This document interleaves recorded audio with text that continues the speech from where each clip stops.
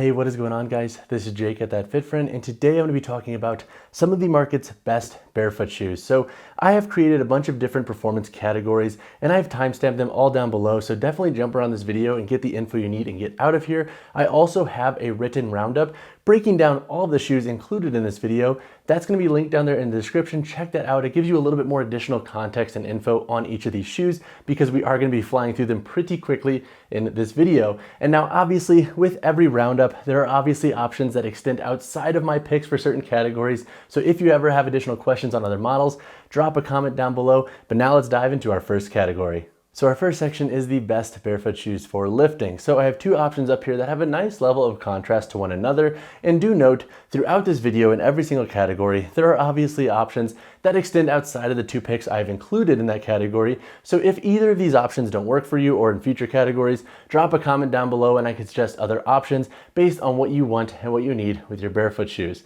So my top pick is the Vivo Barefoot Primus Lite 3. So I like this model for lifting for two key reasons. Number one, the active sole in this shoe has a nice level of articulation. The tread is pretty good on different surfaces and it has a nice width. So if you're worried about full toe splay, I don't think that's going to be an issue with this model. And with this shoe, you can take out the insole and get even closer to the ground. And with this active sole, you have a 4mm thick stack height, so you can get super close to the ground with the Primus Lite 3. The second reason why I like this model for lifting is the breathability of the upper construction, and this model looks pretty good when it comes to just wearing out and about. So this model has a nice level of versatility and it breathes really well.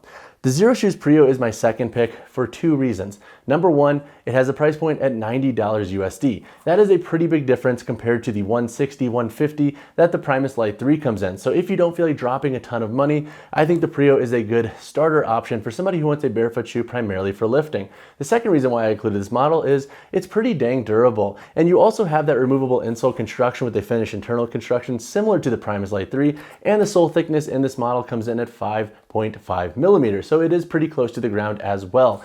Honestly, both of these options work. I think if you're a beginner or if you're somebody who doesn't want to invest as much money into your first pair of barefoot shoes, for example, for lifting, the Prio can be a great option. My only gripe about the Prio is that I do wish the upper was a little bit more appealing and aesthetic. It looks a little bit dated in my opinion with its construction, but it works really well for different training settings. Our next section is the best barefoot shoes for CrossFit and lifting. So do note that I honestly don't think that barefoot shoes are at a stage in their growth where they really have like a super strong CrossFit focused model yet. I feel like they're still in their kind of like infancy stage when it comes to their construction and what we really need out of a barefoot shoe for that context. But two great options include the Zero Shoes 360 and then the Innovate Bare XF 210 V3. So with the Zero Shoes 360, we have a rubber rib texture here through the forefoot and midfoot. That gives you a little bit more bite and abrasion resistance. We also have a suede overlay on the toe, so you do get a little bit of protection up here on the toe as well. And we have a 5.5mm thick sole construction.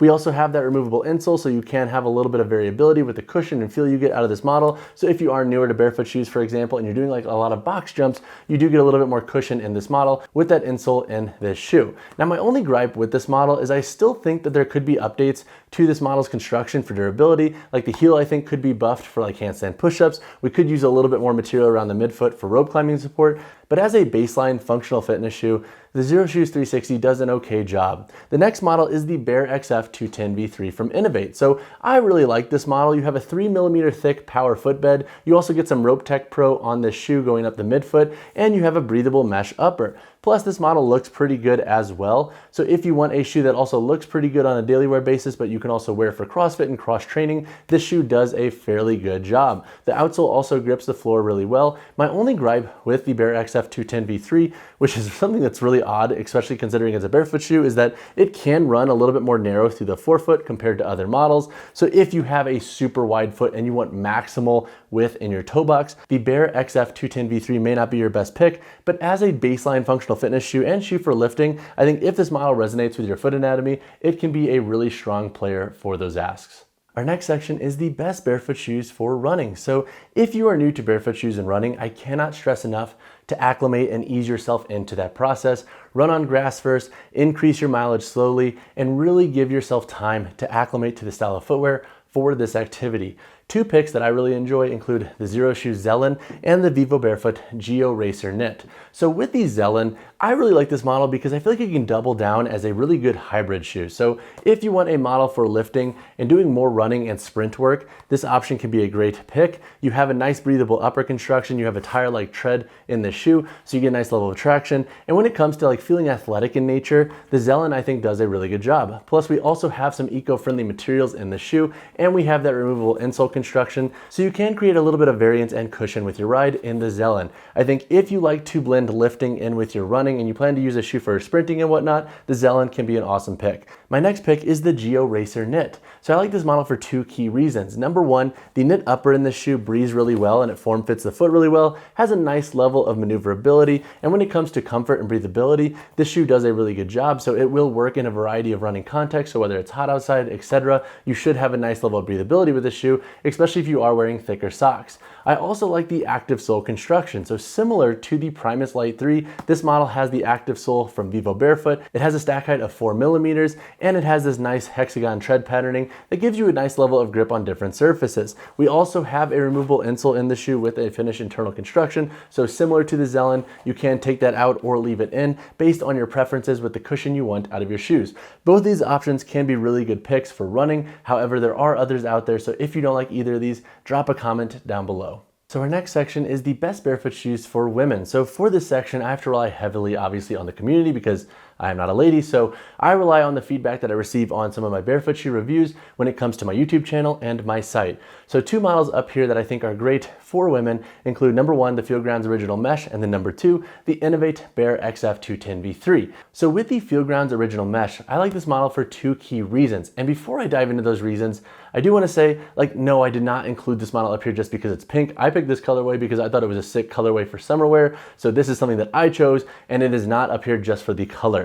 So two reasons why I like this model for women is number one, it looks really good with a variety of contexts and wear settings. So if you want a clean barefoot shoe with minimal branding that you can wear, especially in warmer months, this model is a really good option. The second reason is it's built with recycled materials. So for example, the sole in the shoe is built with a recycled TPE, and then we have the upper laces and lining in this model built with a recycled PET. So if you are very conscious of the materials used in your barefoot shoes, the original mesh is a good option. My only gripe with this model is that it doesn't come with an insole. So if you're newer to barefoot shoes, you may want to invest in one because that will give you a little bit more cushion with the shoe, especially as you acclimate to barefoot shoes.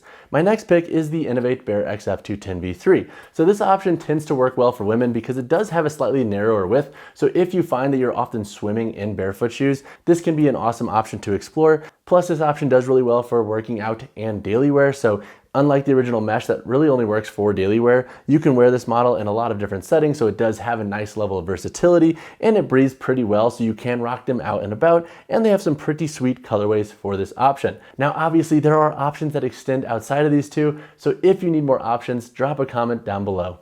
Our next section is the best barefoot shoes for men. And so similar to the women's section and all the other categories in this video, there are obviously a ton of different options outside of these two shoes.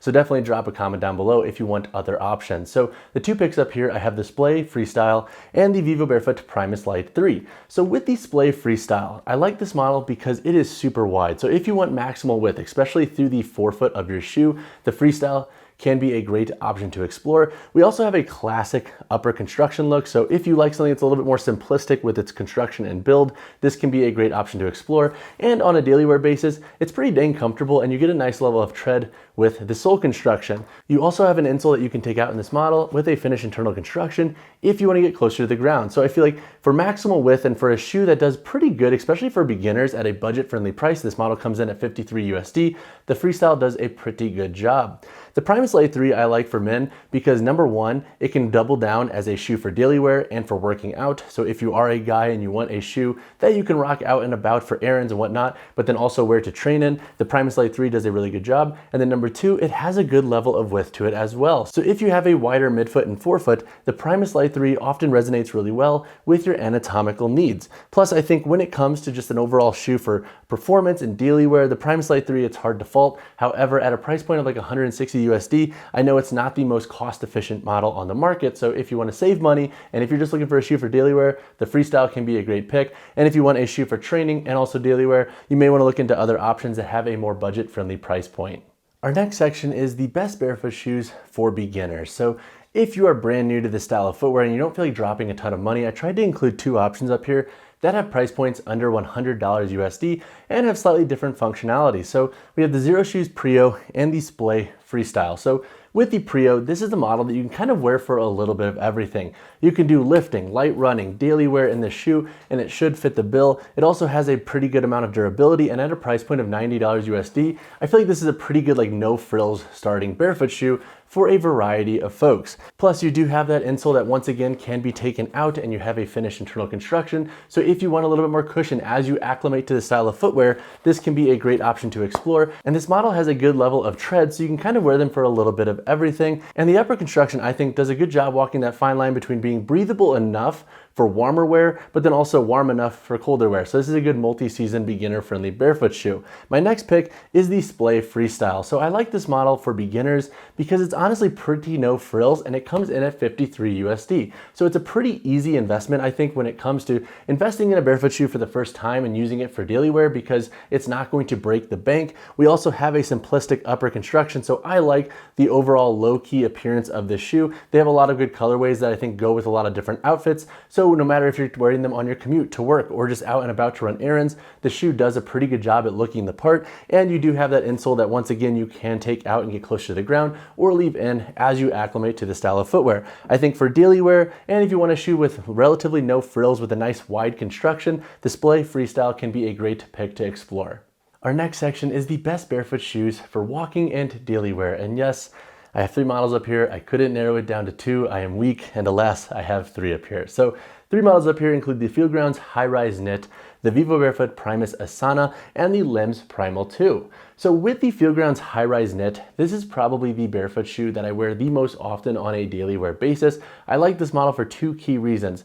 Number one, its appearance. This model looks really good with shorts, pants, and you can match it with a lot of different outfits in different levels of like formality when it comes to wearing it to your work, wearing it to run errands, etc. So it looks pretty dang good with a variety of contexts. And the second reason why I like this model is the knit and sole construction. So the knit is relatively comfortable. It does a pretty good job at breathing enough, but also keeping the feet relatively warm. And then the sole construction is plenty wide, I think, for most foot anatomies, and it has a nice level of articulation and grip on the outsole here. So I like this model a lot as a daily wear shoe, and if you like high top shoes, I think you'll really like the Fieldgrounds High Rise Knit. Just note that these do not come with insoles, so if you are a beginner to barefoot shoes and you want a shoe for walking, etc., you may want to invest in an insole with this model.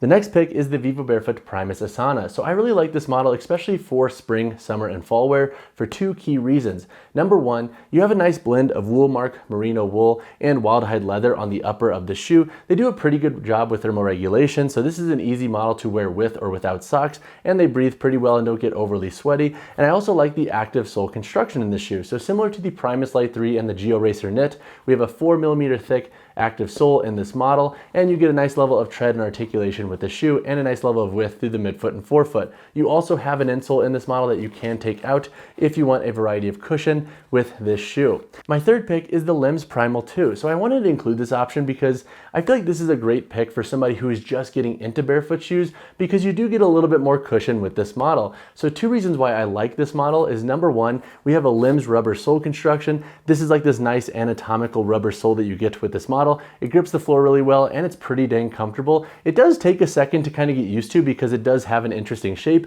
but over time when you acclimate, it does get really comfortable. The second reason is we have a microfiber and mesh upper. It breathes really well, it looks pretty good, and if you want this shoe for different seasonal wear, this model should work pretty well. I also like that once again, it does have a little bit more cushion, so if you are brand new to barefoot shoes and you want a model for walking and you like the appearance of the Limbs Primal 2, it can be a great option to explore. Our next section is the best budget barefoot shoes. So both of the options up here are priced around $50 USD, if not below it, and they're pretty good within their own right for different reasons. So the first option is the Witten Trail Runner. So this model has a price point around like 35 to 40 USD on Amazon. They also have a lot of different variants of the shoe. that have different styles that have similar price points. So if you want a barefoot shoe for just beating up, wearing out and about, or if you're just investing in barefoot shoes for your very first time and you don't want to drop more than 50 bucks, this can be a great option to explore. We have an aggressive rubber sole patterning, so you can wear these outdoors and for lighter trail use, and the upper construction does a pretty good job at locking down the foot. So I think if you want to save as much as possible and you don't really care about what your barefoot shoes look like, the Witten Trail Runner and some of the variants that come along with this model from Witten do a pretty good job. The next pickup here is the Splay Freestyle. So this model has a price point of around 53 USD. I think for a daily wear use, it's hard to fault this model, especially with its overall width. It does a really good job at delivering just a very simplistic construction without any frills. So if you want something that you can wear in a slightly more formal context as opposed to the Witten Trail Runner, which you can't really do so in, the Splay Freestyle can be an awesome option to explore, especially if you're trying to spend around $50 USD for a pair of barefoot shoes. All right, guys, that wraps up my best barefoot shoes roundup. Now, there are obviously a ton of options that were not included in this video that are great performers for different performance categories. If I didn't mention any shoe that you've been looking at, drop a comment down below and I can help you out accordingly. Also, if you have additional questions on any of the shoes featured, definitely let me know in the comments below or shoot me a message personally, whichever you prefer. And as always, guys, drop a like on the video, subscribe to the channel. I'll see you in the next one.